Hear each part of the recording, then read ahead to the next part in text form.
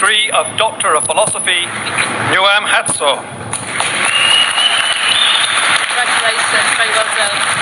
ZOMI tupanga minam, ZOMI PASIAN minam, ahawalian pilasyam, ZOMI hihang.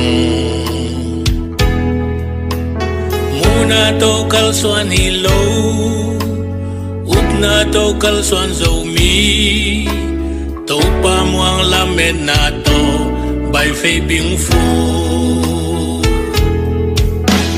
Kimle pa manam dang te, ikyang atum lo te,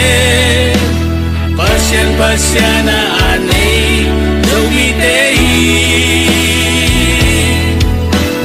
hong te tel mi te, tupang aminam te hong chile tupang zomi pandigi.